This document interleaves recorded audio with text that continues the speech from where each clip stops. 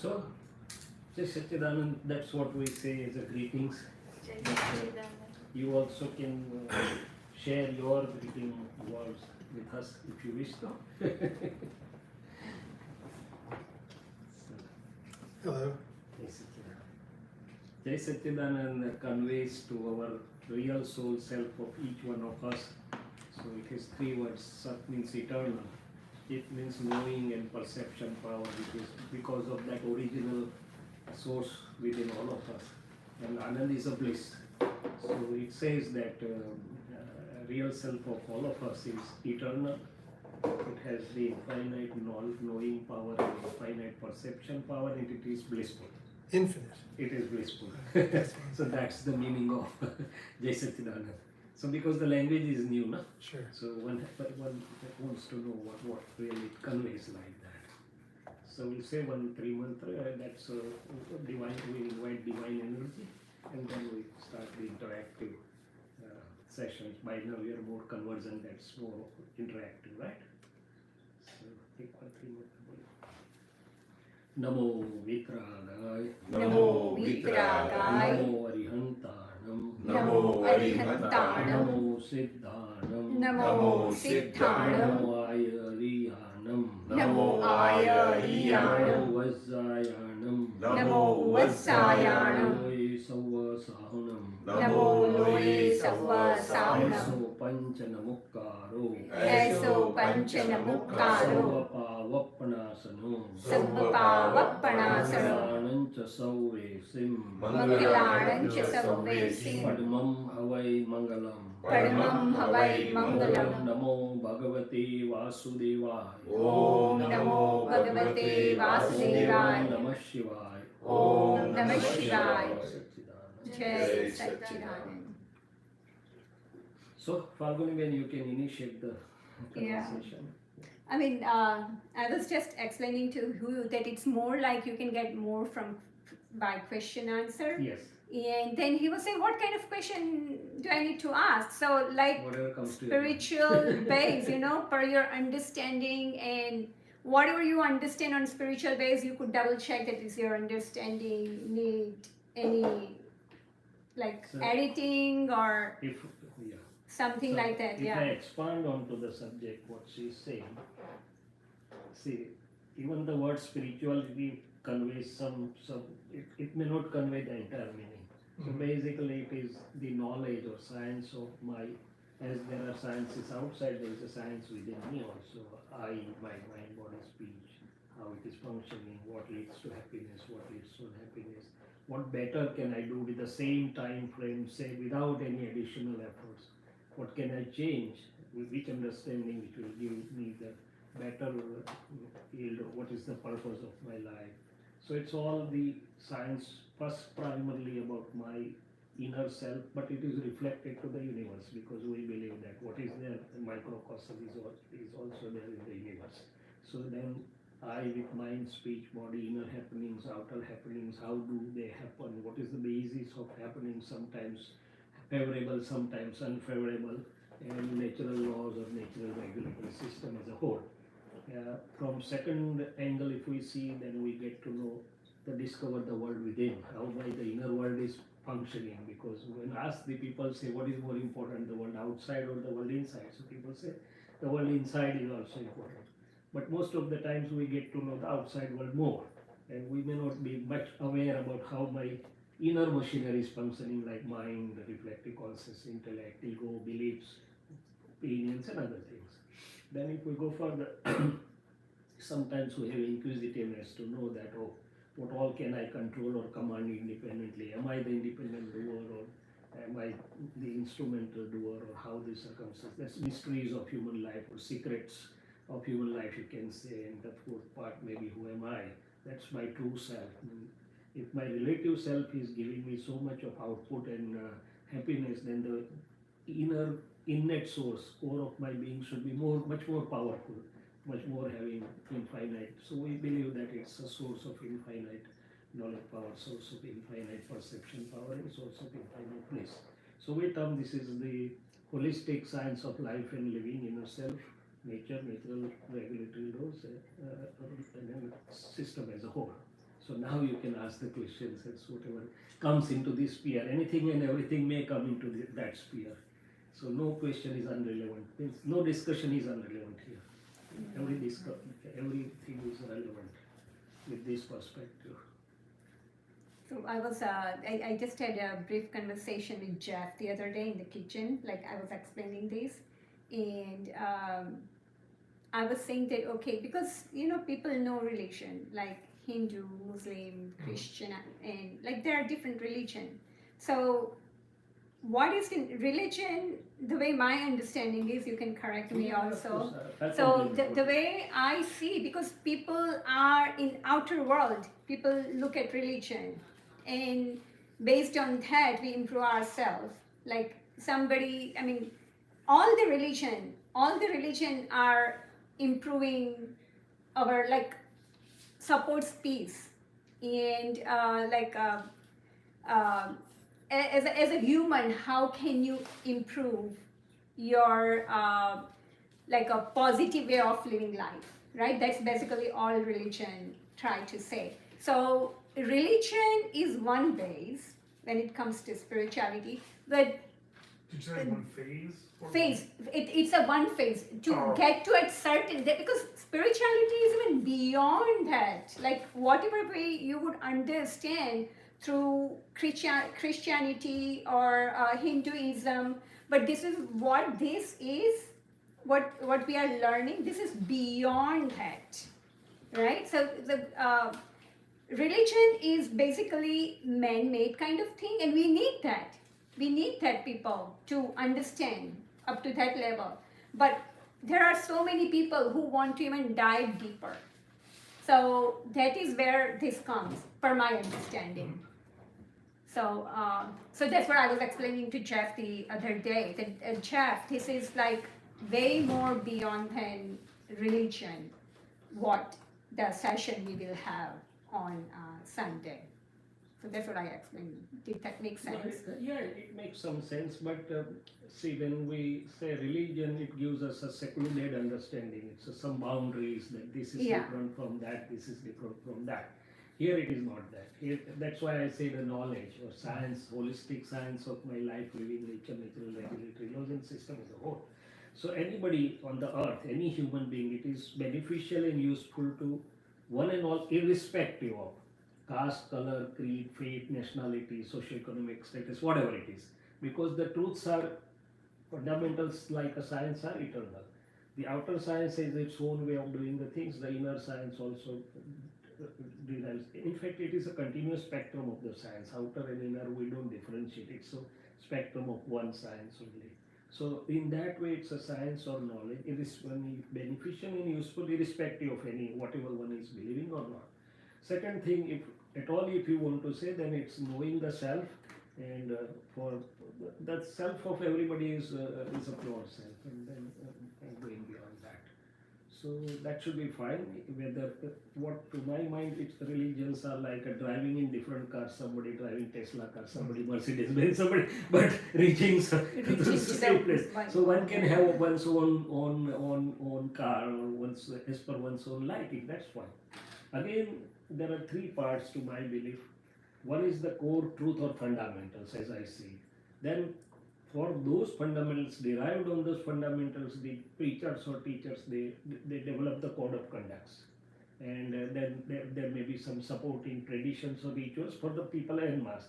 But these second and third are not that important as the first, what is at the core fundamental truths. That may be the common for anybody. Atheist or an atheist, whatever it may be. Even for those who are not believing in any religions, also that's fine. Yeah. Can I ask a question? Where do religions come from? Are they like an attempt to get to the core, or are they? Yes, religions come from as she said, that once we understand, the life is being lived by everybody. Everybody is living life. Now there may be some questions like, why do I get mental stress? Why do I get mental worries? Then how can I have the happiness, harmony, positive and meaningful living?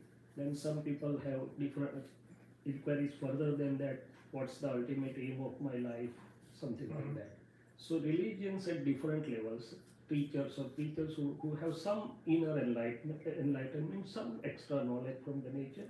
They try to guide the mankind that, okay, look, this is, you can progress beyond this in a given time spell of your life. So they, based on the core truths, as I say, fundamental truths, they try to guide the people. So that is how the religions came. It's different that in present times, not all the religions have maintained their correct essence. The people believe something different or catching something different than what they are really trying to say. But even if we put that aside, religions are a sort of light, guiding light to particular group or a mass of people, which may be different. Like in a school, there may be lower KG, higher KG, first standard, second standard, up to PhD. So similarly, the peoples have different layers of beliefs or inner developments. Based on the requirements, the different religions have come up. All are correct, may not be the same, because they have different level of belief. But all are same, all are correct, all are trying to do good to the mankind in the form of giving some correct understanding. The basis of that, as I said, is some core truths or core fundamental understanding, rules or understandings, whatever you say. So there's something in the way of believing, right? Of understanding the core truth. What is that in the way? Yeah, so if we simplify it, see, there are two types of living for me. One is the interconnected living, by mind, speech, body, living with all, maybe at family, maybe at the society level, maybe at the workplace. We interact with each other, we have interconnected living.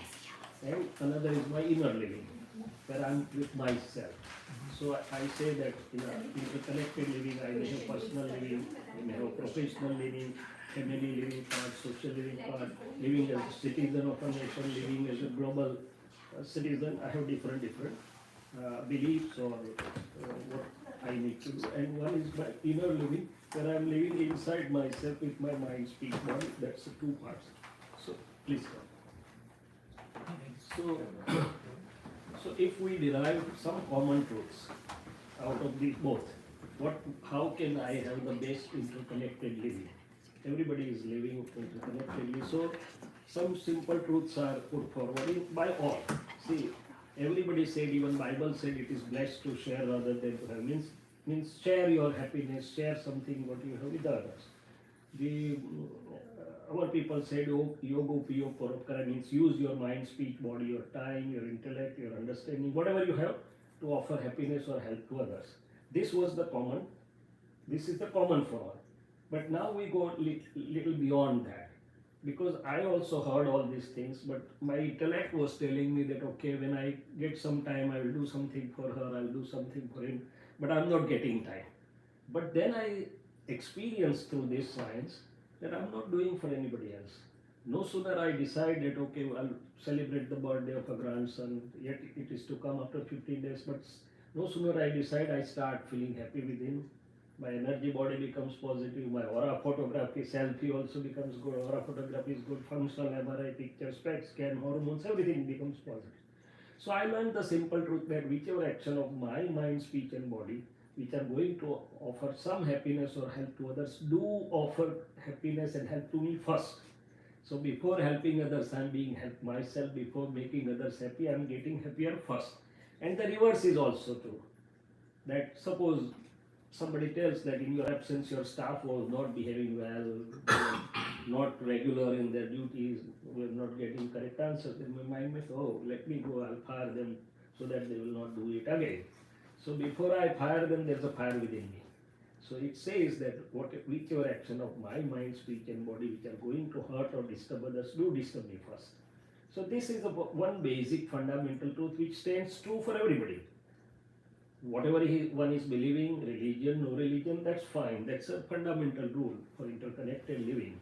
So knowing that, I would decide within myself that, okay, let my mind, speech and body offer happiness and help to whosoever I come across, and let my mind, speech and body not hurt to the extent possible in my all interconnected living or dealings.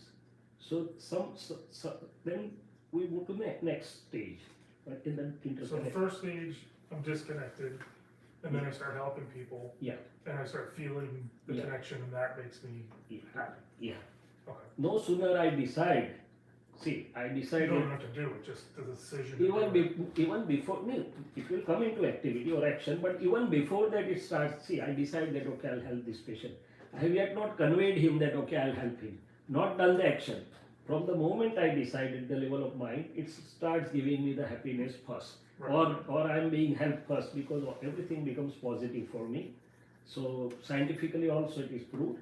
So meaning thereby that when I realize that it is for my own sake, the others are there in the worldly language, but in the natural language it is for me. I am talking to you in a worldly language. I am talking to you or for you, but in a natural language it's first benefiting me, because my knowledge is also shining up. I am getting fulfillment. I am getting more joy. I am getting upliftment. So in this interconnected world, whatever is positive for others is positive for me first. Whatever is negative for others is negative to me first. So having realized this, I changed my software belief that there is no other in the world, it is me only. Why? Because each action before affecting others do affect to me first. So the enlightened ones say that I am in everyone and everyone is in me. This is the meaning of that. So because in interconnected living I am being affected first. The second part I heard that world is my own echo, ECHO. So, World is my own echo. oh, echo. Echo. Mirror. Then I was thinking that how this sentence, what does it convey? So initially I thought if I say to Falguniben that you are a nice person, the Falguniben may reciprocate, you are also a good person. But sometimes Samir Bhai may not reciprocate because he thinks that he may have some motive behind that. So then I stopped telling that you are a good person. But then I realized that irrespective of the reciprocation from outside, there is an inner reflection first. No sooner, even before I say you are a nice person, my face is smiling. Because there is inner effect that you are a nice person. No, before that I say no, you are not a good person, there is So inner are you effect. saying the other person doesn't need to understand the connection or understand the... The other person will get the effect of our positive and negative. Without knowing it necessarily. But before that we will get it. Even before the other person gets the effect, good or bad, we first get it. Yeah. So it is said that the inner effects of your actions of mind, speech and body do give you reward or penalty. The God or other agency is not required in between. So the other person may or may not get that depending on his or her perception, but I get it first depending on my intent or my purpose or my doing. So then I realized that the outer echo may come. It's a reciprocation. I help somebody, somebody helps me, or I say yes, you are a good person, somebody says you are also a good person. Normally this happens. Sometimes it may not happen. And the people stop doing the goodness. Okay, he or she is not caring, why should I get bothered? I live my world, you live your world. Yeah. But then when I realized that even if the outer reciprocation echo comes or doesn't come, it's the inner effect first which is giving me reward or penalty. So let me continue. So this is one part. Then if we expand the same thing ahead, then I realized, please come. I hope we make in 23. Probably? Yeah. Yes, okay. So most of you I met in 23. 24 I didn't come, my other colleagues had come. But at least Mother Nature has brought us together after 2 years, so I'm thankful and I'm enjoying that. So similarly, he gives some simple visions for the daily living, right? So second part, if we see that every living being, not only humans, even our puppies or dogs or anybody, appreciates or is happy with a love and friendliness, right?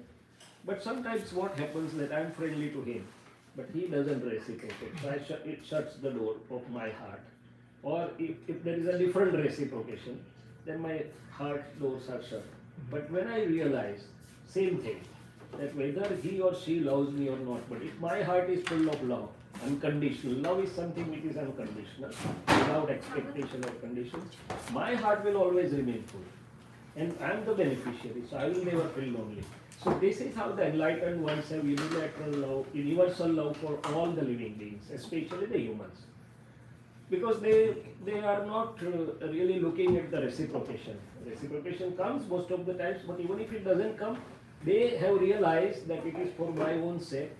That's how they have the unconditional unilateral love for all the human beings, or unilateral friendliness to all the human beings. So the interconnected livings, if we have understood these some few simple facts, I think the world inside and outside. First, the world inside becomes wonderful, and as a reflection, the world outside also becomes wonderful. No matter how, whatever is going on in the world at large, but my world connected to me, which is affecting me, I can change that. First, I change the world inside. As an echo of that, as a reflection, world around me, outside also gets changed. So that was the second part about the love of friendliness, how we can go one step ahead of whatever our conventional understanding is. The third part, along with happiness, we seek harmony. Only if there is a harmony, there will be happiness. Harmony with whomsoever we are dealing, our spouse or our children or our colleagues at work or wherever we go. Now, present day, if we see, we wish to have the harmony, but all personalities are different. At home or at workplace, the personalities are different, right? Somebody is introverted, somebody is extroverted, somebody likes to speak less, somebody likes talkative person. So I get puzzled how to maintain the harmony. Is that true to some extent or not true? Is it true for me? No, for general I'm Yeah, talking. that's Yeah. So we want to maintain harmony wherever we are, but sometimes we find it a challenging situation. Today, it is not the difficulty about the resources. We do have more than resources for our basic living, but we find it sometimes difficult to maintain the harmony. Even husband, wife, parent, children, workplaces, our colleagues, or wherever we are going as a human being in an interconnected living, I may find it sometimes tasting or challenging. So he saw this enlightened one, and he said that in present times, who masters the art of adjusting everywhere will not only be happy in this world, but will sail to the liberation. So the next question is, what does that mean? So it says that in a previous time we had the farms around us, and similar personalities were coming together at home, at workplace, wherever around you. But in present times, the diverse personality has become a garden. Garden has all different varieties put together. One is rose, one is jasmine, one is orchid, one is blueberry, one is strawberry. Now each one has its own fruit or a flower. They are different, but they have each plant and each tree has a unique fruit or a flower. So rose never tells to the mango tree that why don't you have beautiful flower, and mango doesn't tell to the rose why don't you have beautiful fruit like me. And we never complain about a thorn of a rose, right? So with that reason, if we look around us, each person having unique personality do have some positive abilities, virtues, skills, whatever you say, fruits or flowers.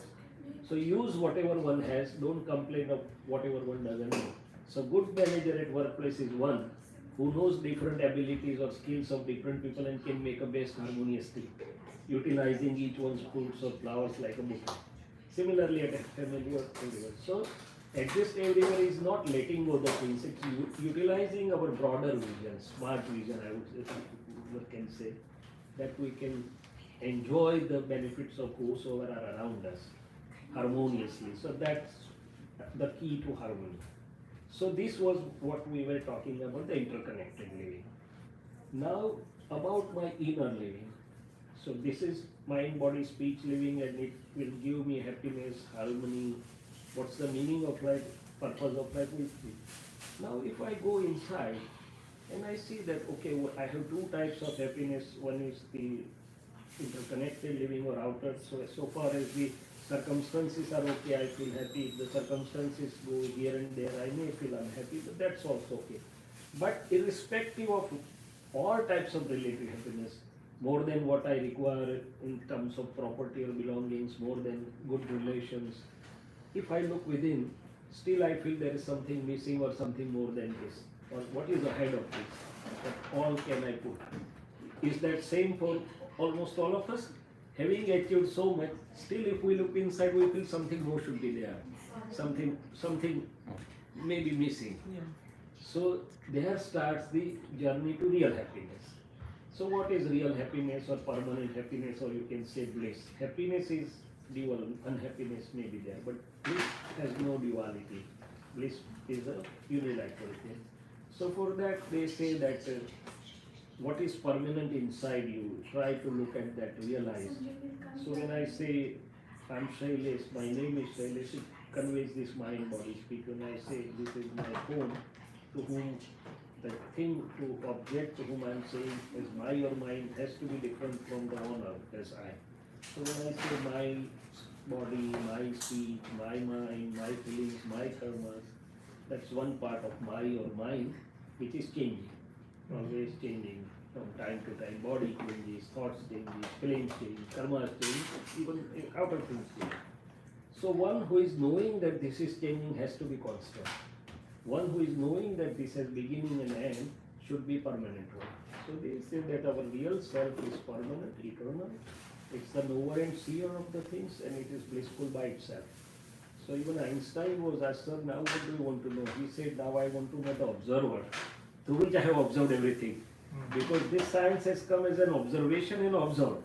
But through I don't know fully well the observer and the qualities of the observer. You are a beautiful natural scientist. So the enlightened one says the same thing, know the knower and you will know everything. So when I know my true self, I have two wings to fly. At the present moment, I have one wing to fly, relative knowledge or relative, that's good. But when I know the true self, I have both relative and real. So most of the, what you can say, philosophy or wisdom or understanding, whatever you know, ultimately they want to know yourself, who am I, or your true self or your true being. So that's the second part. And once I know or I realize that, he said the world is the puzzle itself, nobody has puzzled it. Why he said puzzle? Because sometimes we solve some few questions and new come in. But there are two viewpoints to solve this puzzle, one relative, the other real. So I know the relative very well, most of the aspects, but I am yet to know the real well. And knowing the real is not by way of words only. If it would have been by way of words, the Google and AI and all the AI would have given us the more than required information. No, it's experience. So it starts with doubtless conviction, but it translates to experience, which is a lasting experience. And the another beautiful part is as the bird fly with two wings. One wing of bird will not hamper the other wing, it helps the bird to fly with two wings. So with a relative and real two wings, means two knowledge and two visions, it helps my interconnected living also. Because now I am blissful from within, I have better clarity, better perceptions about each aspect of life. So it helps relative and it also helps my inner living to be a blissful living. In an interconnected living, it gives me happy, harmonious, positive living. In an inner living, it gives me a blissful living. So I think this can be the basis for any religion, any spirituality, any wisdom, whatever you say. And then there are some other knowledge like how the mind functions, how the ego functions, that are separate parts. So we are open to another area. So what he asked, I just expanded on it, how these religions or the other things are.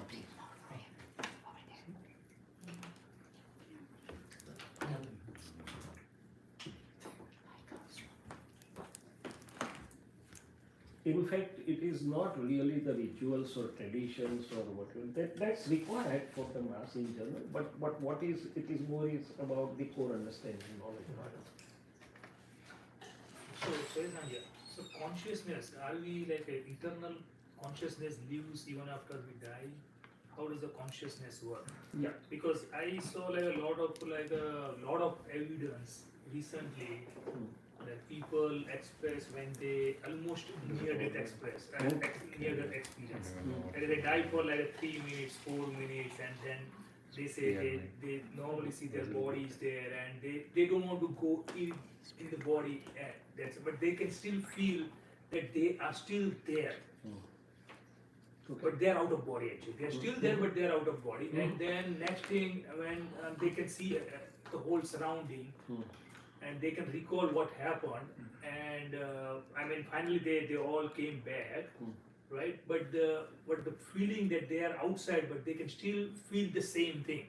The language is gone, everything gone, but the self is still there. Self is still there. I am is there. Yeah, the self is still there.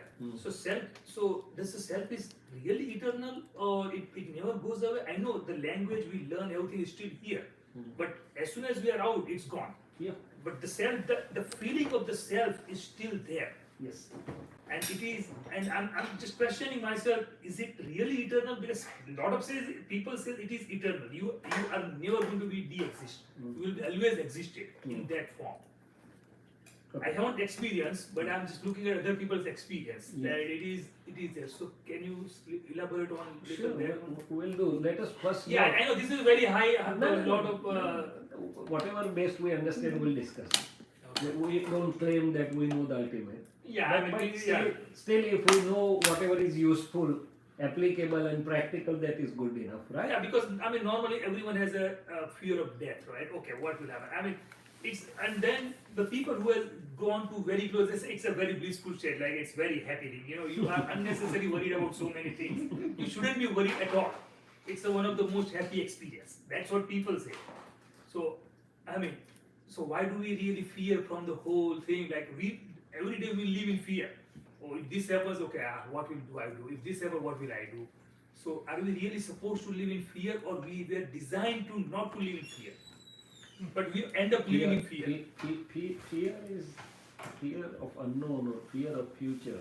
Yes, fear of future, like everyday life. Like, okay, can I Tomorrow pay my will I tax? have a job or will I Yeah, not will have a pay job? my tax, Tomorrow will pay will my my health be this, good or my health will not be. Anyway, but see, all these things, if I put in very simple terms, whatever I understand, incorrect or incomplete understanding about the things. Suppose you are doing something in a science.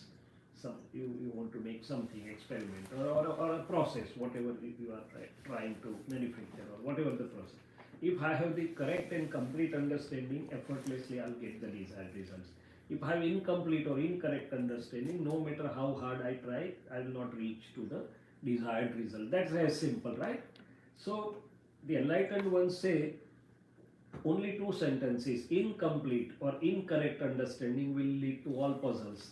One of the puzzle is whether we are destined to live in fear or should we be fear free or whatever. So that's a question for everybody.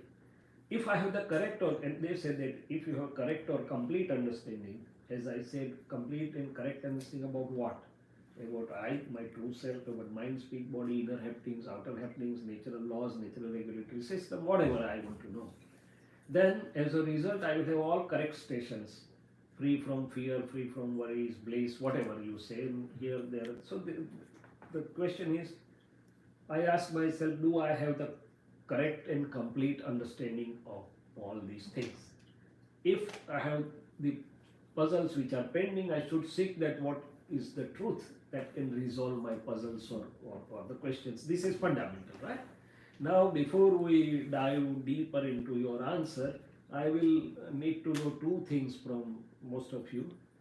Should I care more for my present moment, my today's living, or should I care more for the death or whatever is going to happen in the future? This is the first question.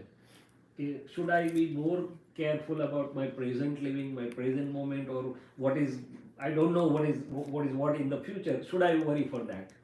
What do you think? No, how can you? I mean, there's no point. There's no point. There's no point, yeah. So the point is, I should No, be. but you don't No, know. we'll come to the You answer. don't know what will happen tomorrow. Right, so why worry about it? Why worry about it? No, it is Actually, the not real guaranteed that okay, tomorrow is still living No, there. no, The presence is still there today, but you don't know about tomorrow. Anything you don't Samir, know I will about. come to that question. But why I am expanding on this is, let us first be more about the present. How can I make the present moment more graceful, more happier, more positive, more. So if my present is taken care of, my future will be automatically taken care of. That is one principle we can draw. Now we'll come to the future also, but first of all, I wanted to share that probably my present is more important than my future. And if my present is taken care of, If I'm satisfied that no, I'm dealing with correct understanding, my future will be taken care of. Second thing, how many of you believe that the self as our true self is eternal, or it is just about this life? So what do you I think it's about this life.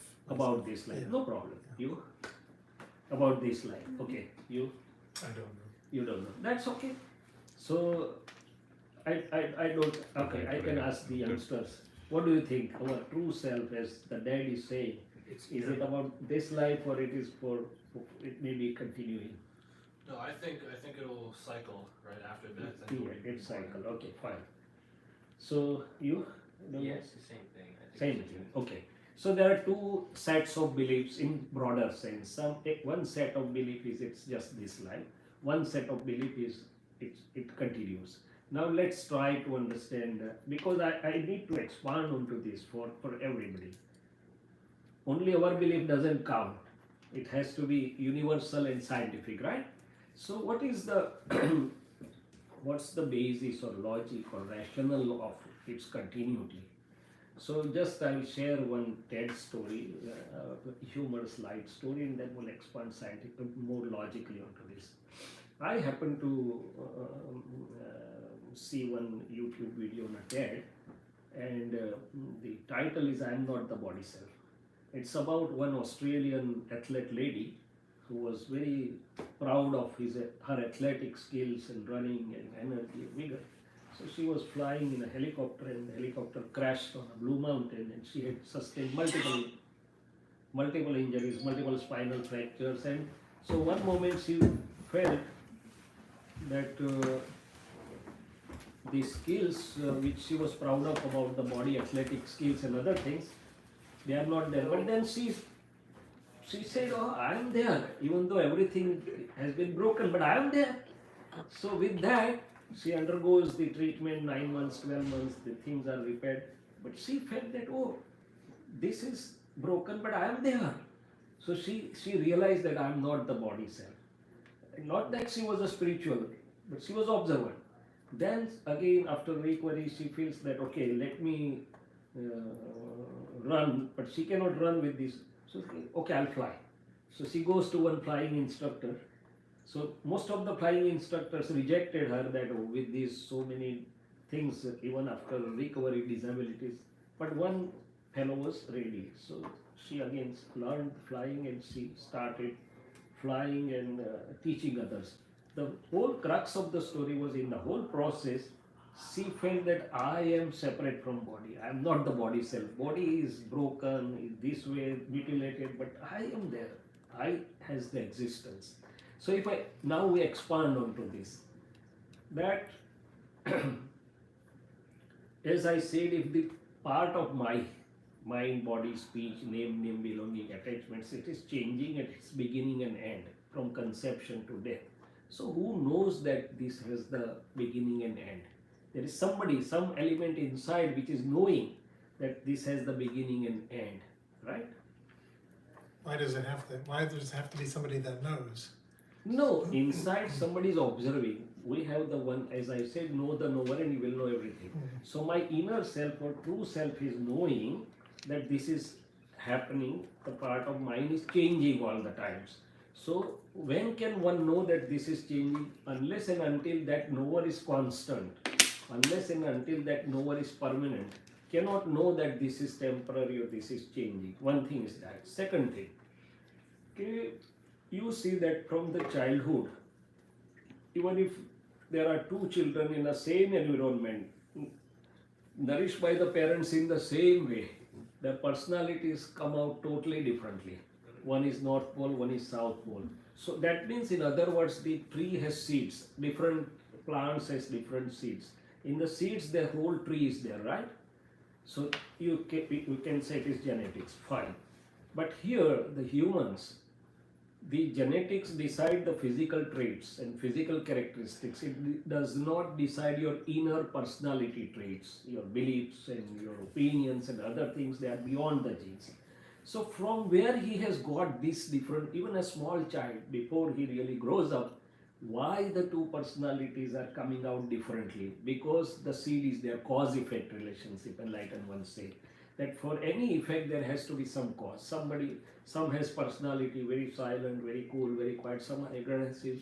So from where he got this? Even a small child, you say that when one grows, it depends on the environment, nature versus nurture.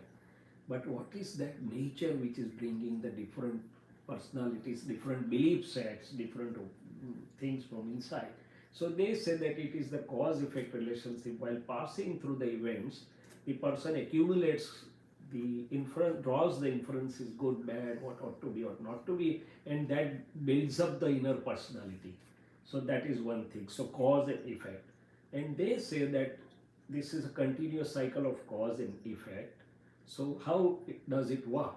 So I have the inner energy, whatever you term it as conscious energy, whatever you term it, but there is an element of life. Now if that element, in the presence of that element of life, or we can say it's a pure cell or eternal energy, the process of drawing the atoms and molecules from outside, when there is a cause, when I decide inside that okay, I'll help or I'll heat, I'm drawing the atoms and molecules from outside, they are getting accumulated inside, they create a causal body, and they get linked to the natural system. How that we are here? Most of the times you don't know me, I don't know you, so who brought us together? And she might have invited even few more, but some have not been able to come, some have been able to come. So is it by chance, or it is by some perfect rule? If it is by chance, the world will be at random. And if it is by perfect system, then there has to be cause-effect relationship of that system. So they says that whatever I have accumulated inside as a causes, suppose a humorous story that I have planned inside that I want a beautiful wife, she should be learned, so she can do the job in USA, because without both doing job it is difficult to survive in USA, something like that. So that inside has remained as my plan or blueprint. Now it gets connected to the nature. Now what is the role of natural regulatory system? At appropriate time, nature gives all the circumstantial evidences to fulfill my that projection or bhav, whatever you can say. And when it is getting fulfilled, it is in a scientific way, scientific circumstantial evidences. So only wife is not given, brother-in-law, sister-in-law, father-in-law, mother-in-law, everything is given. So if we believe that this cause-effect relationship, projection and happenings part, even the Rhonda Byron's book Secret, it shows that what you attract towards you, what you project is you are attracting, believe it or not. But this is one science that I am drawing atoms and molecules. When I am projecting inside, it goes to nature, and nature at appropriate time gives the circumstantial evidences to fulfill that. It is in the form of inner as well as outer circumstances, persons as well as situations. So if we believe that there is a cause-effect relation of seed and fruit relationship, then this concept stands more valid that okay, from the childhood, whatever effects we are seeing has to have some causes. And in this, while passing through whatever causes I'm generating inside will go beyond to give me the fruits. So that way they say, our belief system says that the inner source, you term pure soul or you term whatever it is eternal, or it is before and it is after that also. And the rest of the things work as a cause-effect relationship. The relative works by cause-effect relationship, and the real works as a knower and seer. But it's a belief system. Why it's a belief system said to be? Because as I said, from lower KG, higher KG, first standard, second standard, PhD. So we are evolving from within. Evolving on what basis? Evolving on what we are experiencing, what we are drawing inferences, what we are gathering, and validated by our own experiences. So that we accumulate as a belief system. Belief system also is not random. Our belief system also cannot be imposed onto anybody. One will hear it, listen it, but then validate it by one's own experiences. So this is how the different belief systems work. Each belief system is correct at his own level, but as we progress, we have the evolving belief systems, and ultimately that is how we seek that who am I. But that is also not very relevant. Because he put the question, I answered it. To me, it is not of very of primary relevance. What is of primary relevance is I living with the present environment, with what understanding can I live to have the better outcomes. I'm happy, I'm doing nice with the people, I have the nice relations. Is there anything more, we say value addition? What can add my value? Which understanding can add value to it? That's I think the simplest thing. Or if at all I have anything, what can I correct it with that understanding or with that current knowledge? That is why I posed the first question: what is more important, my present or my future? But if we seek the knowledge, right? Yes, So yes. so the thing is that because everybody is in search of knowledge. I see. Yeah, it's true. Anik is like he's more advanced in certain things. Yeah, like yeah. Far advanced. I mean, I see certain individuals are very advanced. Certain individuals are not advanced. Some individuals you cannot even talk like that. You don't even have ability to discuss because you are way inferior to those person and their level is way too high. But everybody seeks knowledge. So Yeah. what is the purpose? The purpose is to learn. Yeah, To absolutely. learn. So what I think that we are here in this human life to experience Yes. and to continue to grow. Yeah, perfectly fine. Human life is a journey of experiences. Journey of experience. Yes, of course, and we evolve by learning through the experiences. We are experiencing this relative happiness. We are correcting onto that, and ultimately we want to find out: is there any permanent one? Exactly. Permanent bliss? Exactly. Is there something more Is to there this? something more? Yes, that's what That's what it is. Is there Yeah. something more even after? Is something more, or did we finish everything learning here, or we still have to come here and still learn more actually, or we are Yeah. still not finished yet? To me, we are learning We are learning. Yeah, no, I'm agree. We are learning. We are learning every day till the end point, till the end point. till the ultimate. And then we continue the same cycle to learn more, and when the learning is finished, maybe we are not human, we become superhuman, and then Whatever. I'm not bothered with what we will become in But the- future, but we are learning. But what I saw like in one of the video on YouTube whatever, so they give example. I mean that's Karim video. Like so someone draws a picture. Now draw the picture. Are you the picture? Where is the picture coming from? Right? So if I show you, okay, I draw a picture, I show you, okay, you will not understand who draw this picture, Yeah. where this is coming from. Right? So it's a kind of it is a projection of your own creation. Like you are projecting yourself. So what they say like God is in you and you are in God. Like it's both way. Like it is going both way. So I mean I'm still trying to understand how this is actually happening. Like we are all kind of like a big experiment, interconnected big experiment. So the God is in all of us, and God is experiencing through us, but we are also part of His own. So like drawing a picture, like I put myself into that picture by drawing it. So if someone has drawn the picture like 500 years back, right, and then we see the picture, so someone has put that picture and everybody is looking at it. So, No, you're right. So God is also a word. Everybody is understanding about what the word God is conveying may be different, right? So that is fine. So both are correct that we are learning or we are growing or whatever you say. And the second thing is, universe has everything. So whatever you want, you can get from universe. So universe may inspire you, universe may give you the higher truths, universe may give us the thing which I am not knowing today, but I can have. Once my receivers of inner receivers get opened, the universe has everything to offer. That's what I understand. and one of the thing that was I always get fascinated with the Dr. Ramanuj from I mean he was not a doctor, he was the mathematician from Kerala, right? Kerala or Tamil Nadu. He was getting the dreams of a mathematical solution, and he never studied. So how did this dream? I mean, it is just impossible to conceive like how the dream comes mathematical solution in the dream, and he goes to United Kingdom, and then he offers those solutions, and those people who are studying, they are totally like amazed by how is this possible. So so the nature is giving straight. That is what I say. Universe has everything to offer to you. Yeah. And whatever your door is open, whatever you are meant for, the universe gives you. See, so many discoveries, they has come as a flash. Yeah, Flash it's a within, flash. and then they validated it. Of course, Yeah, they they validated validated it. So that is why I said universe has everything to offer. I mean, that's what it reinforces my belief that you are just simply like over and over, you are recycling and getting more and more better. I mean, the knowledge is already there. Yeah, We are only discovering it, right? But it's already there.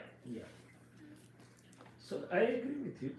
It's there in the universe. It's there. It has to unfold for the earth. Yeah. I don't know all the mathematics, all the every formula, but if I try, I will learn it, and it will keep coming to me.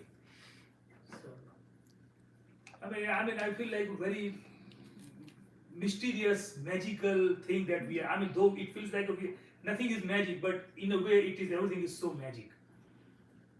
Scientifically magic. We consider magic as something which is beyond my comprehension, beyond intellectual comprehension. We believe it is magic. There is no magic. It's a There is science. no. It's a science.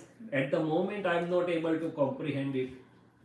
In the near future, something will come up which will allow me to comprehend it, understand it. It's a science.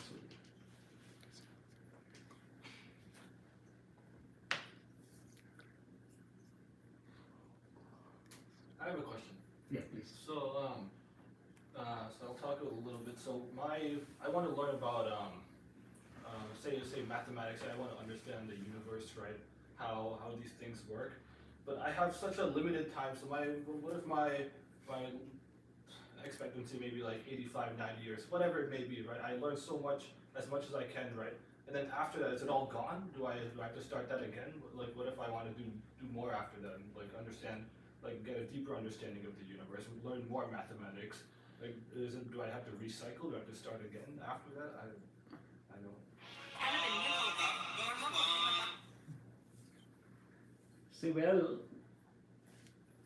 there is no exactly crystal clear answer, but the journey continues in a way that sometimes what happens that I have learned, I have reached to point X. When I go from one part of drama to the second, sometimes there is a curtain which is coming, and I feel that I have not been able to recollect what was learned before that. But once the curtain goes up, the development journey may continue ahead. So then there are examples that some people from the childhood, as if they have learned before and they continue from there, but it's not common for all of the individuals. It's not common for all at large, people at large, if you see.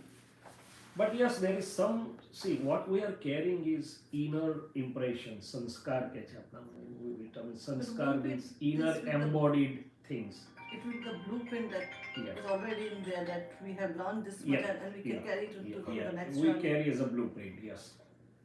Essence of the things, Yeah. not the verbatim, but essence of the things. So sometimes it may, if you want to continue that, it may go ahead, but many times we change that. For example, this birth I am practicing as a doctor. Now inside me, I may not want to be a doctor again. There are a lot of tensions, there's a lot of stress, and any patient not getting expected result is on my head. So now I want a profession which is having less stress. For example, I am saying. So present effect, whatever I am undergoing is the result. It's a fruit. It's a result of my past belief or past seeds. Now I may be going different seeds. Then my journey will be different. If I am sustaining the same journey, it may continue there ahead. So recently there was one experiment actually.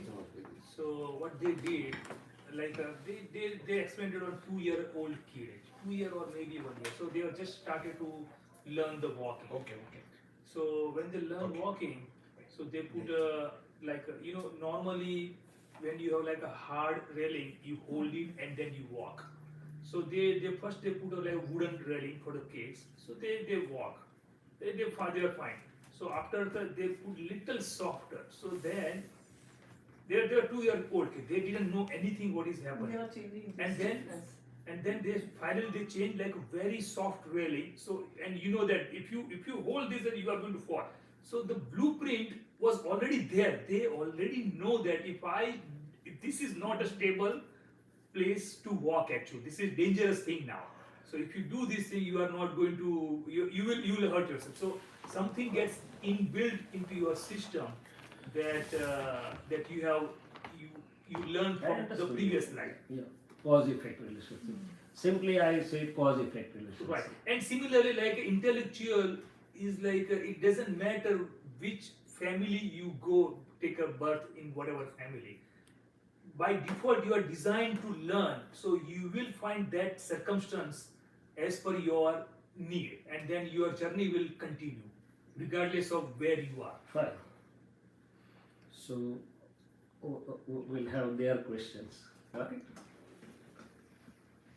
You can have take it further. Huh? I'm not following you. So now you can take the conversation further. You can come up with anything if you want. I say you. Oh, you're I'm looking at your question. all three of you to take it further. Whatever you want to have it further. So when you talk, I have a question. Yeah. When you talk, you seem you seem to think about right immediate around you, the people you're interacting with. Do you ever think about the larger, politics or the larger human history, or is it important to stay? No, we can consider the larger human history or the politics or everything.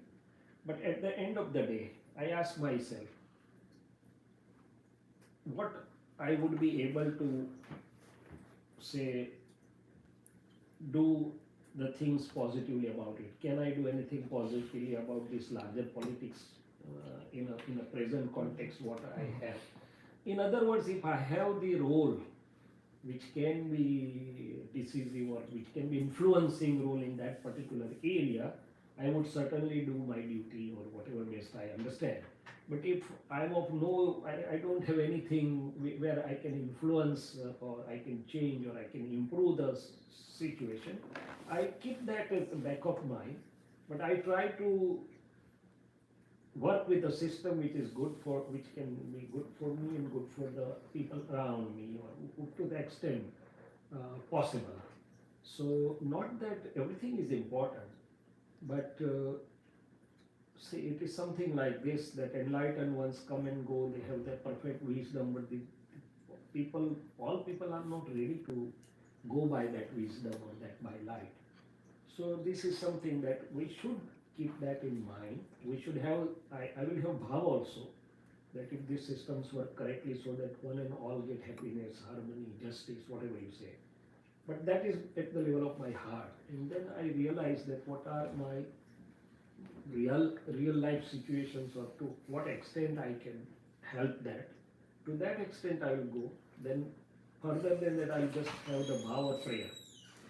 I'll pray it a lot I pray for the entire humanity, that let one and all have happiness, harmony, and blissful living. But I try to work around where I can reach them, or where I can make some positive difference. Let me put it that way. Yeah. So I keep both in mind. I have a question. Yeah, So the present, mind, and the future. For people, kids, who had gone through depression, trauma in their lives, this seems to be a difficult concept for them. Like, think about now in the future, because now you're experiencing pain. So how can you think about the future? I understood. So how, for those people, are there like just cause and effect too, like that this happened for those people? Is it Yeah. cause and effect too, that they happen to them? Like, why them? Like, why, or if you're experiencing Why trauma, me? abuse. Why to me? Yeah. Yes, but especially good people point. have abuse in physical, emotional, Yeah, understood. as far as Understood. children too who had gone through, abuse. So my simple understanding about this thing is, Mhm. I should be trying to help them to the extent possible. And first and foremost is if I can give them if I can change their understanding, change their vision to pass through all the situations, they will be helped a lot. See, the help is a temporary help I give them. There are 4 types of help. One, I help them by giving some food, or I can help them by that is the basic.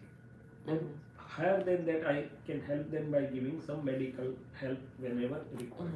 Still higher than that is a help by giving the correct knowledge. If you help them study or make their career, it is a bigger help. And still bigger than that help is if some understanding like this is available to them, wherein they can be self-reliant to pass through all difficult situations, that is the greatest help. So here I would look at the situation and I can try to share. So in our interconnected living, we see it as a positive vision. And in a larger scale, if I know the rules of nature, then with that I will be positive from within to pass through the different situations nature has given me. So what I am trying to say by positive vision is, it is not the circumstances or situations which can make me happy or unhappy per se. It is my outlook of looking at the situations or circumstances which really gives me inner happiness, unhappiness, or whatever, depression or illusion, whatever you are saying.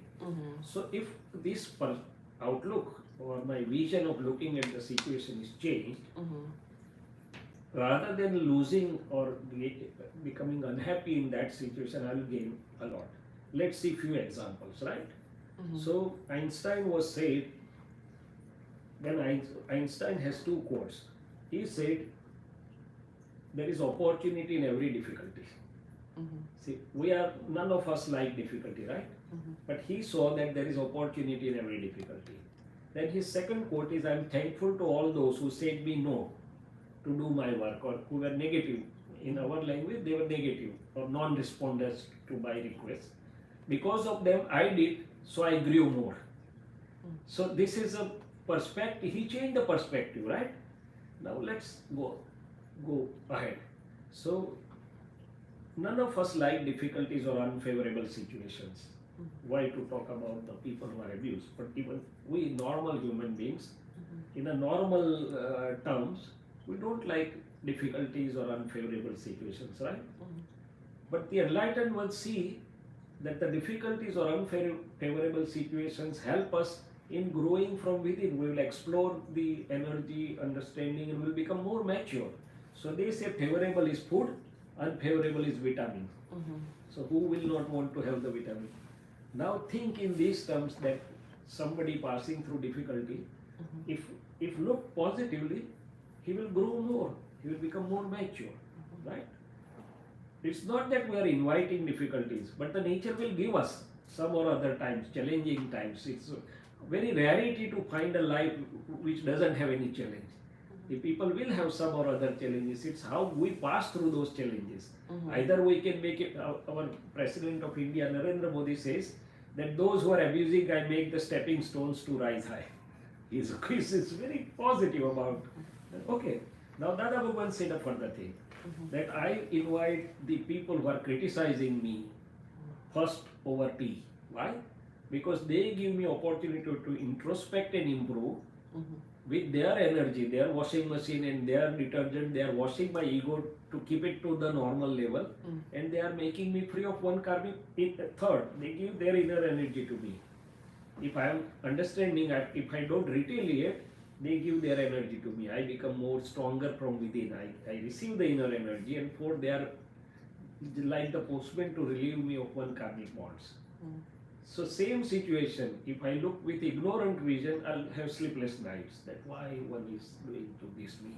But if I look from the positive perspective, I'll be gainer of that, right?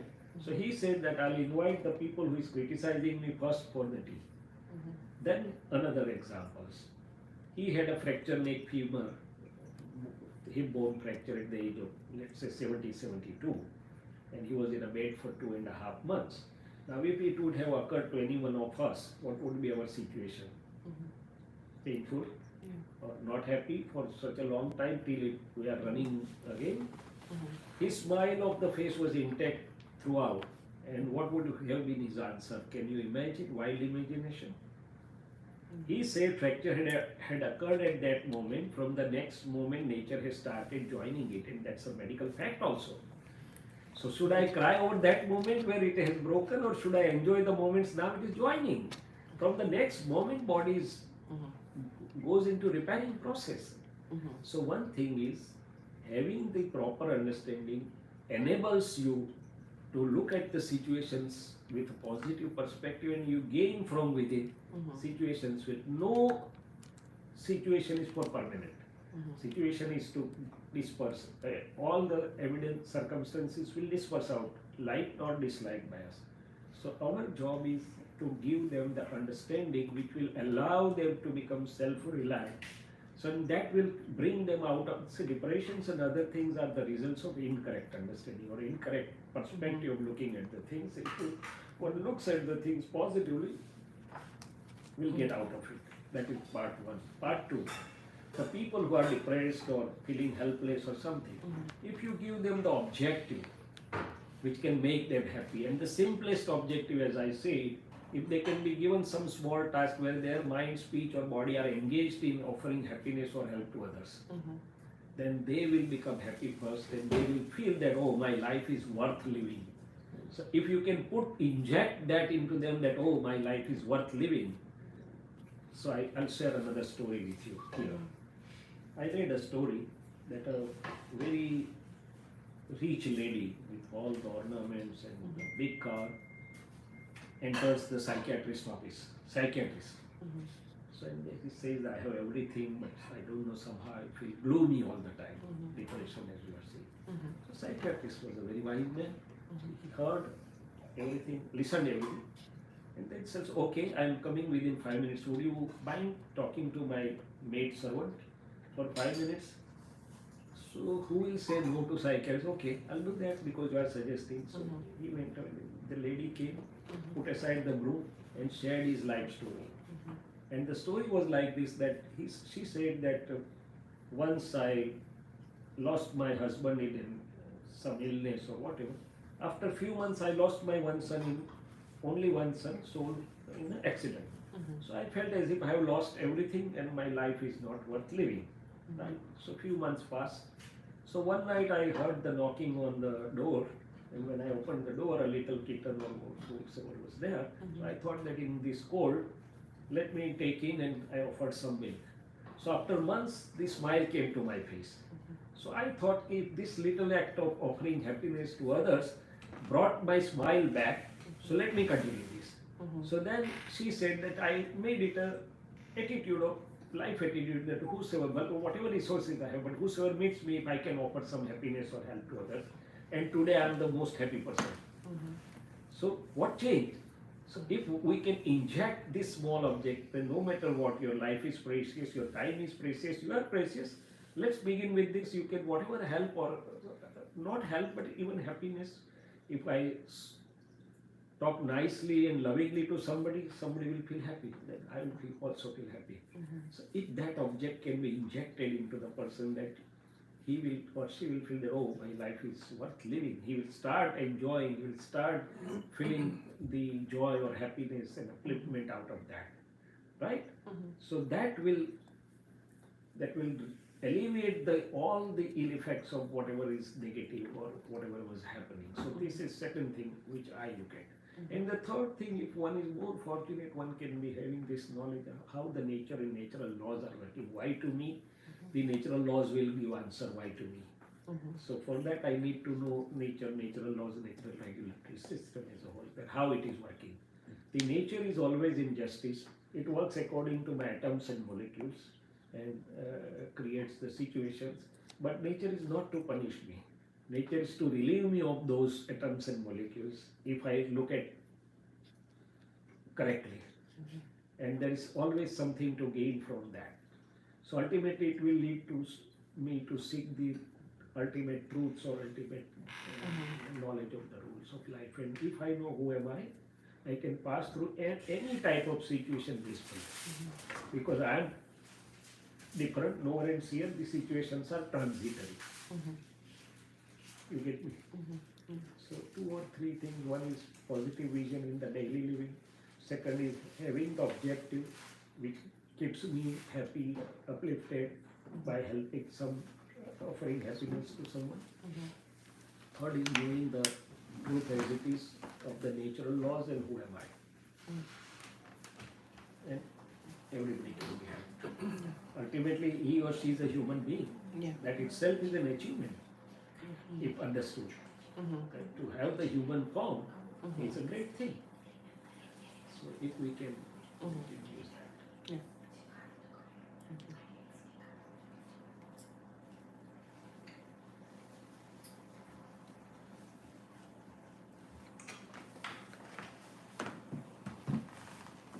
Then we have some good understandings about how our inner world functions. So that part, let's dwell a little more into that part, right? So humorously, who drives us? Who drives us? Who drives us? Yes. No, we drive us. Yeah, okay. We'll come to that. I drive him. I think that's right. Yeah, I understand. This is a humorous question, but it invokes the thinking process within us. So body is being driven. So who drives us? We have inner machinery. The computer also is a driver. Sometimes the program doesn't function. So the IT people say the drivers are not there or corrupt. So you install the correct drivers. So here, my driver is something like an engine of a car. It is within me. What is within me? It's my relative inner self, comprising of mind, intellect, reflective consciousness and ego. That's the first primary machinery, because whatever comes as a proposal, the mind shows me various options to go, not to go, to do, not to do. At this time I need to do, suppose it's a weekend. One proposal comes from Falguniben, come to Satsang. Then mind may show so many options to me. Okay, I need to go to that friend's house. I have not been there since long and his or her request is pending, or my mind says, okay, my dry cleaning is pending and my laundry is pending, let me do that, or whatever. So mind has the function to show us various options. Now, our reflective consciousness moves inside and outside. Sitting here, it can show me my India's house also. Tomorrow we have to go to airport before, few hours before it will go to airport and see everything there. So inside and outside, that's a reflective consciousness. So it's a wandering thing. Now the intellect shows me benefits and loss. If I go to this will be pro and cons, and if I do this. So there is a discussion inside. It's an inner parliamentary system. And when the decision comes between either mind and intellect or mind and reflective consciousness, then Mr. President ego signs, and then it comes to the body action. So first driving machinery is within me. Discover the world within mind, reflective consciousness, intellect and ego. Now mind say, that's a beautiful science of mind, but we'll put it aside for the moment. Now this machinery says we are not alone. We are influenced by your beliefs and opinions. Right? Everybody has a set of beliefs. So my beliefs, my mind, reflective consciousness, intellect and ego will function, and it will come out. So if I come to know what are my beliefs, that will lead to me to know the beliefs of everybody else also. And once I realize that, oh, it is belief based, my confrontations will go away, because everybody is correct, or everybody has the right to have his or her own beliefs.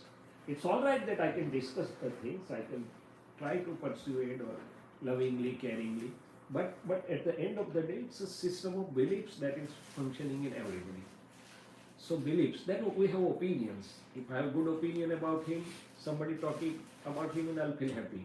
If I have negative opinion about him, even in his absence, somebody takes his name and I start annoyance, or I may be being headache. So my opinions are affecting me rather before even affecting the other people. And if we look closely, we usually have the opinions about most of the people, good or bad, whatever we have. So it drives to knowing beliefs and opinions. We have beliefs about everything, how to live, how to have the clothes, how to take the food, and whatever. And the external world tries to influence our beliefs. Some time back they were saying that the animal proteins are very required, and now they say animal proteins are responsible for some diseases.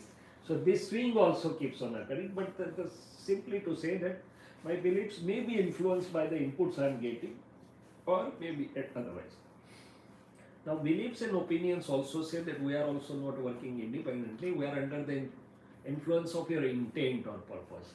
Now right now the Falguni's purpose may be to, if you call you here, so you also can have something which she is enjoying, but then at different times I have a different intent or purpose. Sometimes I have the intent or purpose that, oh, I want to show myself one up, or sometimes I have the different purpose. So intent or purpose are again driving my inner machinery to have the outcome. Now intent and purpose say we are also not alone. We work according to what understanding you are carrying. So this is this science or whatever we are discussing, it is trying to change our understanding for probably the better one. So the understanding plays the role in all these things. Then we can have the subtle influence of anger, greed, pride, deceit, attachment or aversion. So this is how our whole inner universe is functioning. And more than that, the enlightened ones say that if you do the research on I and my, so I say my house, my car, my bungalow, my body, my speech. So there was again a humorous story that somebody had gone to trip and receives a phone call that your house has caught a fire, and he started smiling. So the friends were taken aback that what how did, so he said, I have sold this before 1 week. So it is no more mine. So the feeling of mine leads to effects, pleasurable or painful. If that feeling of mine is, I'm relieved from that, the effect stops. But it's not as simple, but just to know that what is leading to all this, my or mine, and ultimately it is I. So this is how, if I know, then I can use it to my advantage or my best possible interest. If I don't know, then sometimes mind puzzles me that why it is working in, why it is showing me the negative thoughts, why it is happening to me. Like I get baffled with my own relative inner self, not knowing the machinery. It's like in a given setup, you need to know the machinery, how it is functioning. Then you can make the best use of it. Otherwise, the machinery may cut your finger also if not known, or there will be some accident. So this is how they say it's worthwhile knowing how our inner world is functioning. Then again, it is attached with the nature and natural laws. So that is how they say your microcosm, the world within, is the reflection, or the reflection of this is in the universe.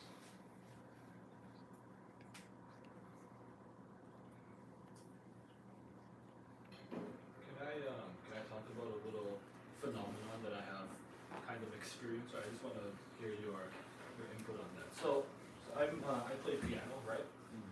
So when I start, piano, there's two different things when you're learning new piece. Obviously, you have the mechanical part, you need to know how to play it, and then you have the interpretation, right?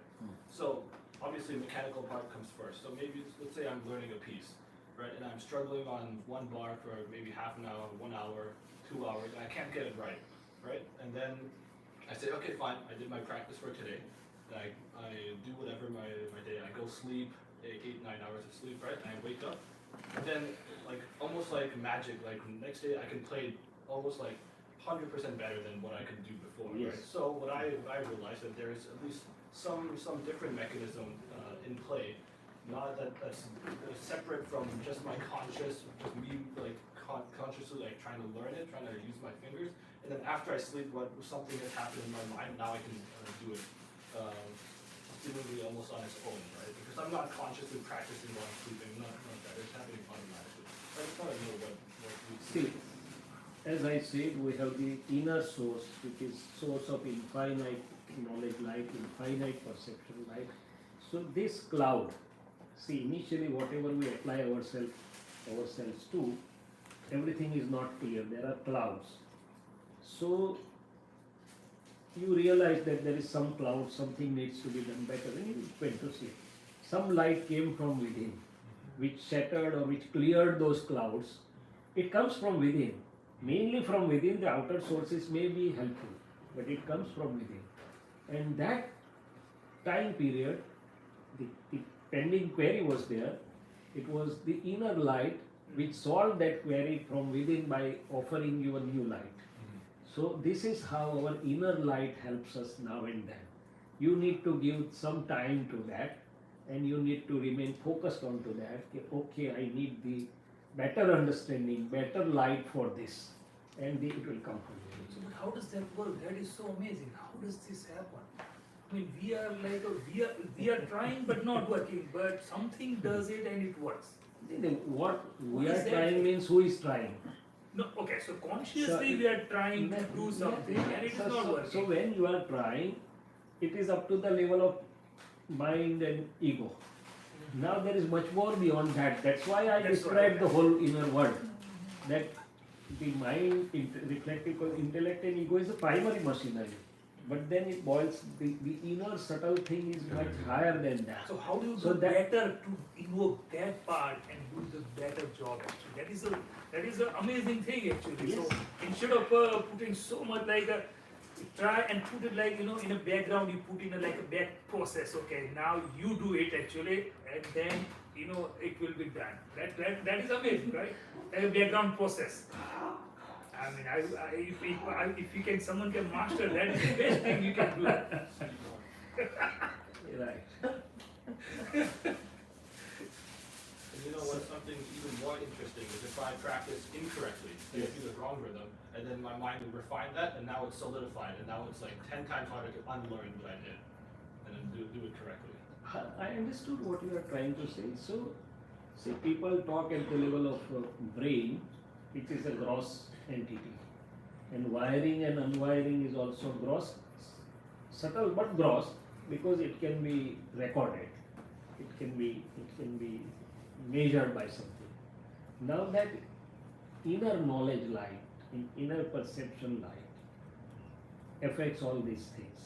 So when it works correctly, when the clouds are dispersed, it affects everything. There can be rewiring also.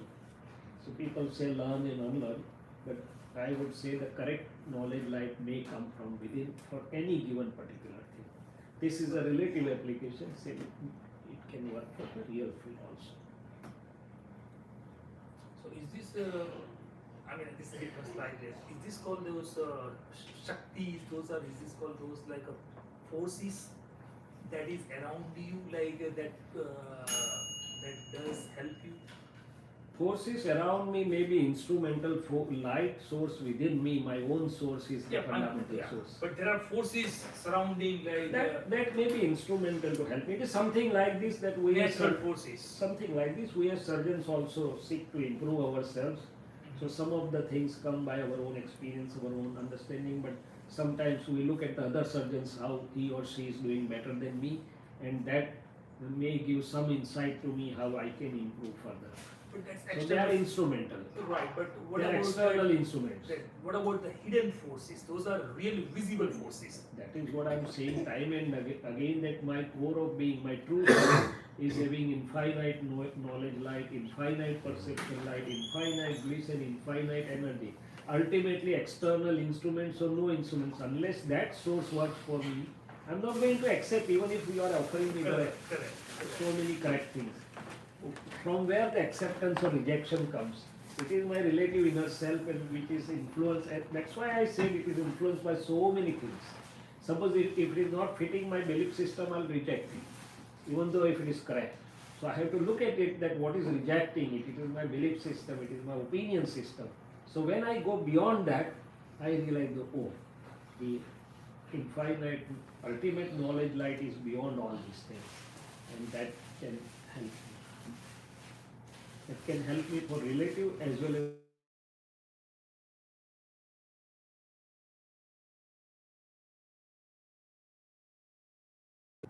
so. For us, what we have been doing, let me share that. So when I realized that So I was a medical student, I was a successful student, I was a university and anchor also. So that part was going nicely. It was not that there were troubles, so I was seeking. So that part was going nicely. Then in the vacation I felt that what is more than this? Let's have a look in a larger view that what is more than this. And it led me to this. Having that, I over the years I went on experiencing the science. It started with inner bliss, it started with inner freedom. My all external duties, ward duties as a medical residence were continuing without any hindrance and in a better way. Because I had an inner clarity, inner perception, inner better energy. And the inner joy also, bliss also went on increasing. Both were parallelly growing higher up.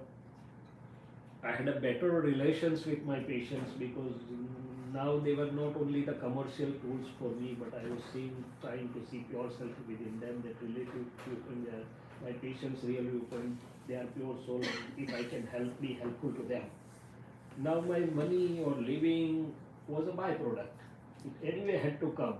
I just it changed my perspective. So with inner satisfaction, inner fulfillment, inner bliss, my outer things with the patients or interconnected living was also going on.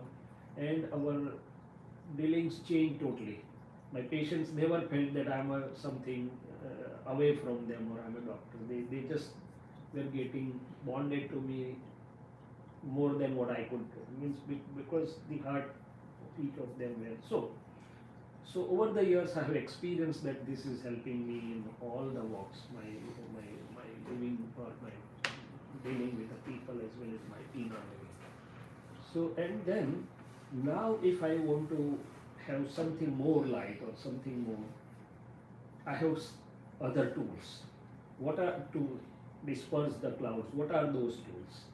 So in a relative interconnected living we say those as divine tools.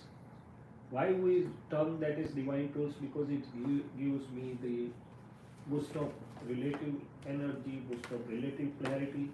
So we say 3 mantra or namaskar vidhi, 9 codes, connecting to our pure self as the divine tools or satasadhan. And more than that, I have my true self. So in few moments, I go back in a few moments when I get a time in between my hectic schedule life. See, I experience even those things. That as a surgeon, I am ready. I'm ready with a gown and gloves, and my staff is painting the patient. Because few moments are available there. So I go back to myself. I'm source of infinite knowledge power. I'm source of infinite perception and source of infinite bliss. And then I say to Shailesh that please do the surgery in the best possible way, praying that the people should get the best possible results and nobody should get the complication. So even those few moments are good for me to derive the energy from my real source. And I have been using it time and again. So you have the hectic day, physically you may be tired or your mind may be showing that it's good for the day. But no sooner I connect to my real self, I'm recharged. And that has happened so many times. So we have the tools. We have to understand what tools we can employ in a relative as well as real. As I said, in a relative, I have some divine tools which I use as we say 3 mantra, 5 times, whatever. And really I use the qualities of myself to connect to my true self. Right? That I'm pure soul self, I'm the utmost pure soul self, I'm inexhaustible, imperishable, whatever I have known for that. And connecting with the true self immediately gives me the energy and that experience. So with that experience, I have seen so many people, including my illness of the body and including so many other patients, that even in critical illness, this understanding keeps them blissful or cool from within. I have seen the patients passing very peacefully. Dr. Vasudev, is a surgeon. He also has seen many patients very closely to pass through the death phase very quietly, blissfully, whatever you can say. Because for them it is not the end, it is the change of station. So whether it is correct or not correct, but that belief is giving profound results. So whatever is giving profound results has to be a better scientific way, right?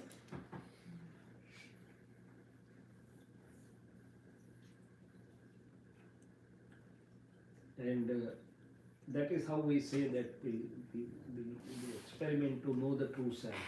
It's also science. The whole life is a science. Science has come from scientiality word, means to know as it is. Right? It connects to knowing as it is. So if in that experiment I know what are the qualities of relative self and what is the quality of real self, and with the 5 simple sentences I try to use that within my inner world. Right?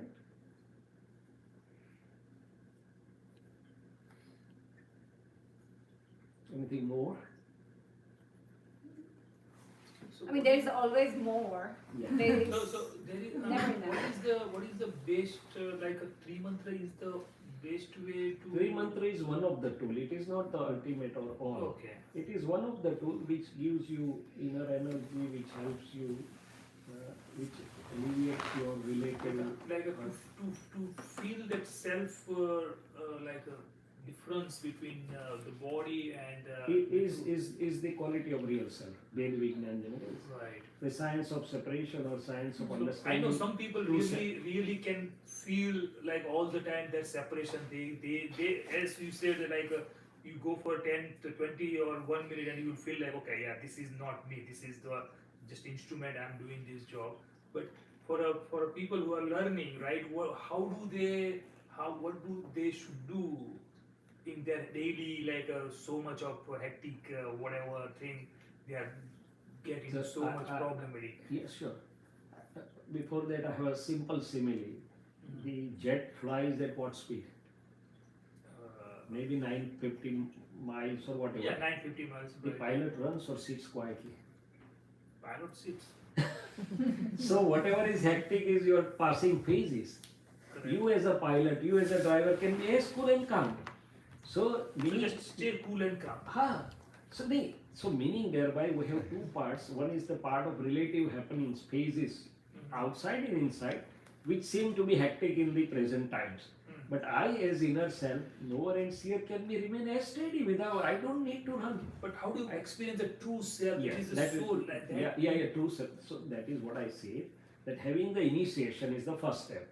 That this mind, speech, body, name belonging, attachments and all karmic bonds, they are relative, and I as pure self is separate, knower and seer. That is known as the experiment of Ved Vignan, or experiment of knowing both by qualities. And how the qualities and functions of both are functioning. To know the relative self as well as to know the real self. Once I have known that, that comes as a unique seedling for me, then I have to nourish it through 5 basic tenets or percepts, and sometimes this, what you can say, recharging swadhyaya or satsang or whatever you name it. See, in his words, even the gross brain requires some practice to wire it firmly. So here this is a new vision we are having. Okay. So if we nourish that through 5 agnyas or through some satsangs, then over a period of time that becomes stabilized. And that stabilized experience will keep on self-propelling then later on. But till it becomes self-propelling, self-functional, Yeah. You have to that like you have to nourish it. You have to nourish that understanding. Okay. See, in our childhood also we used to say A for apple, A for apple, till it becomes inherent of us. Similarly, this vision This also is. is given to us as an initiation, a wonderful initiation, then a little bit nourishment. That nourishment will not hamper my hectic relative life. It's a separate. So I have 2 separate times. One is a relative time, one is a real time. And no matter, even if I'm not getting any free time in relative, I can always have a free time in my real or inner self. Because both are different, both are parallel. Right?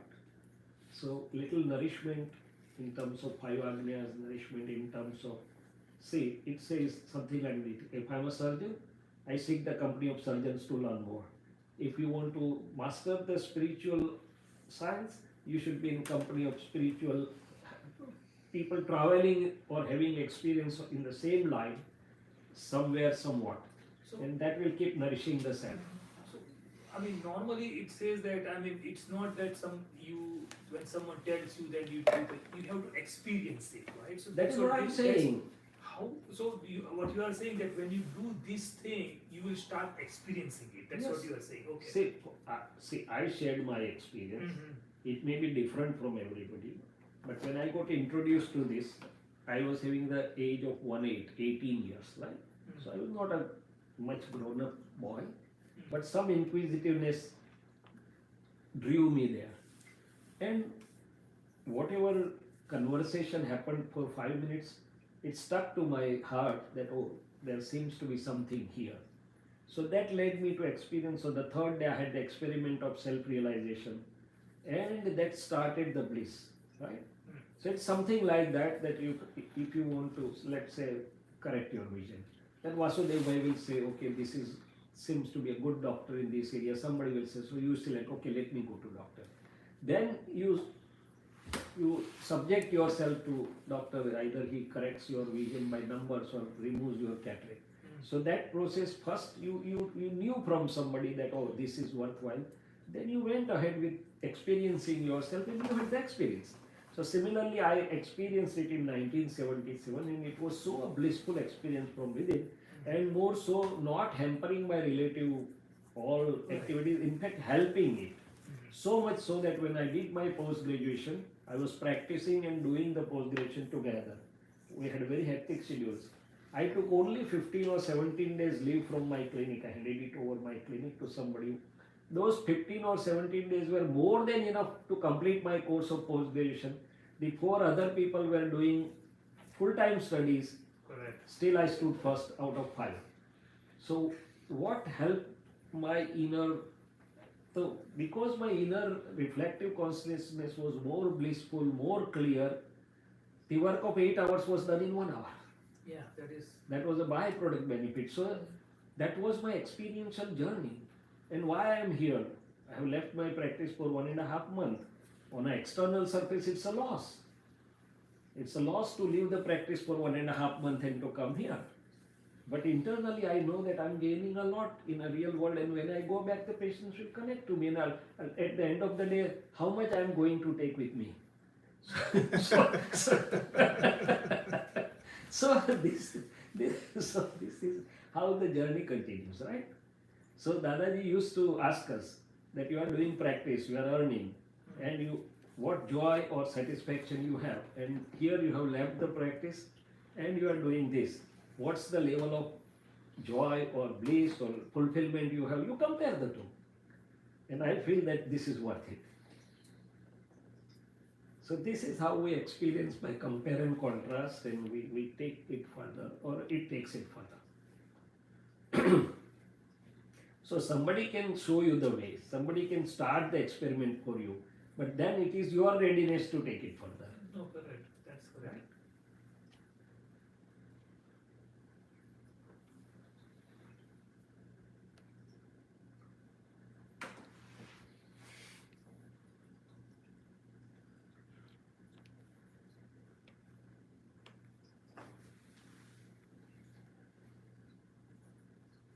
Do we want to say 3 mantra? Okay. And then you can have dinner. Yes, sir. So we'll say 3 mantra. Before that, I would like to explain it, what really it says, or why we are saying that, or what does it mean. So 3 mantra is one divine tool for us in our belief system, but it has some understanding behind that. So when I say I move to Arihant, means I understand what is the highest possible form in the human form is when my relative self is cleared of all the inner weaknesses like anger, pride, greed, deceit, attachment and aversion. They say these 6 are basic inner weaknesses usually ingrained in every relative personality or prakriti. But there is a state when all of these can be cleared by the correct knowledge. So once these are cleared up, my inner self gets totally opened out, uncovered, so much so that whole universe gets reflected into it.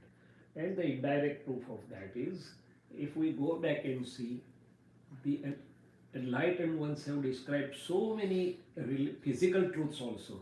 Mahavir also has described how the atoms and molecules get fused or fission, and he has described the properties, he has described the different kind of living organisms in water and fire and everything which science validated later on. So that's not the main objective, but so to say that the inner self has the potential, it is latent but it is potent of the infinite knowledge power, infinite, so much so that the whole universe gets reflected into it. So that's the main source of knowing everything. So such a living person is known as Arihant or Arhat in our language, means you can say the highest possible human form. So when I go to that, I'm connecting myself, my energy to that highest evolved energy, so that my energy also gets uplifted.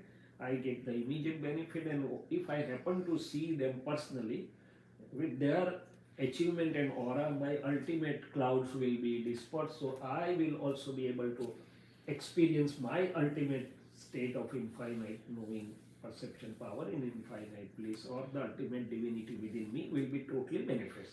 So this is the meaning of first Namo Arihantanam, or purpose behind it. Second is Namo Siddhanam, means I go to liberated souls. We believe that the liberation, everybody believes in liberation.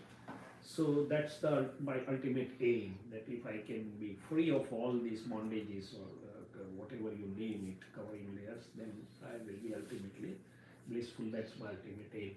For that, I have Namo Ayariyanam, means I have the teachers who are like dean of or main of the colleges. So in this part, those who have the experience of the pure self and who are able to help others in achieving or attaining this experience, they are known as Acharyas.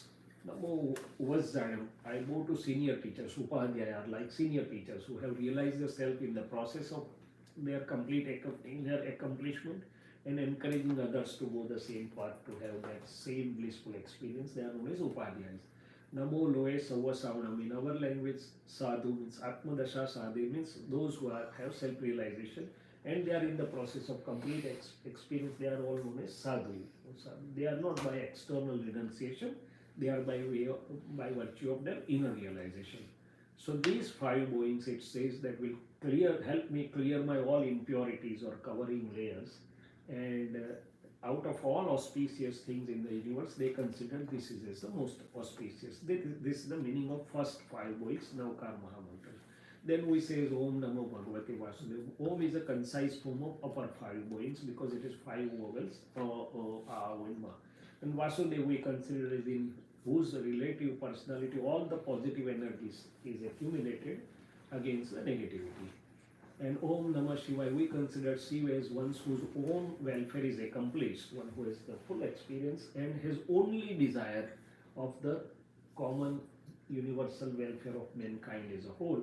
They are known as the Shiva Swarup or Kalyan Swarup. So in our terminology, we bow to this as a self-realized to highest evolved souls and their state of being, not as an individual, but as a state of being or as a possible attainment they have. Every religion may have one or other ways to connect to divinity, but once understood how it connects us to divinity, divinity is there within me, but it is later. So by what way I can unravel my divinity is and it says that saying this 5 times will open out my inner energy like anything. It will help my inner clarity, it will help to disperse the crowds. So that is the purpose of the 3 mantra for us. And then we can have a sort of way to connect to our real self. We say as prayer unto our own pure self. Word prayer is nothing but connecting to something. So we'll say that and we'll finish that, okay? Then we are open for personal interactions also at any given time, now or later on also. If somebody feels that this has helped, this was just a broad overview, but then we can see, we say description and prescription. So after description, if somebody wants prescription, means how can I move on? Then we can discuss that also, right? So we'll say 3 mantra and we'll say the way to connect to our pure self. Namo Vitragaya, Namo Vitragaya, Namo Arihantanam, Namo Arihantanam, Namo Siddhanam, Namo Siddhanam, Namo Ayariyanam, Namo Ayariyanam, Namo Vajjayanam, Namo Vajjayanam, Namo Loe Savva Sahunam, Namo Loe Savva Savanam, Aiso Panchanamukkaro, Aiso Panchanamukkaro, Savva Pavappana Mangalanam cha sauvesim. Paramam havai mangalam. Om namo bhagavate vasudevaya. Om Namo Bhagavate Vasudevaya. Namah Shivaya. Om Namah Jai Shivaya. Satchidanand. Jai Satchidanand. O Supreme Self. O Supreme O Self. Supreme Pure Self. O Supreme Pure You Self. reside within each living being. We reside within each living And being. you are also residing in me. And you are also residing in me. Your form is my real form. Your form is my real form. My real form is pure soul self. My real form is pure soul O self. pure soul self. Pure self. You are full of infinite knowledge power. You are full of infinite knowledge Full of power. infinite perception light. You are full of Finite perception light. You are source of infinite bliss. You are source of infinite And you are bliss. source of infinite inner energy. You are source of infinite I connect energy. to you. I go to you with humility With humility and oneness. and oneness. Whatever mistakes Whatever I mistakes may have occurred I may have out of occurred ignorance, out of I ignorance, confess unto you. confess unto you. I beg for forgiveness. I beg for Please forgiveness. forgive me Please and forgive give me. me inner strength not to repeat such mistakes again. Not to repeat mistakes O again. Supreme Pure Self within me, O Supreme Self within me, bless us Bless us. such that such that my separation, my my separation, feeling of difference with you my feelings of difference with may you get vanished, may get vanished, and I get one with you and I get one with you, such that Such that I can experience I can your experience innate qualities, your innate of qualities, infinite knowledge light, infinite knowledge infinite light, perception light, and perception light, infinite bliss infinite as bliss they are. as they are. Jai Satchidanand. Jai Satchidanand. So shortest 2 minutes process, but I think it is the best way of meditation because we are connecting to our own self and takes us to higher level of experience. So thank you everybody. Thank you. Yeah.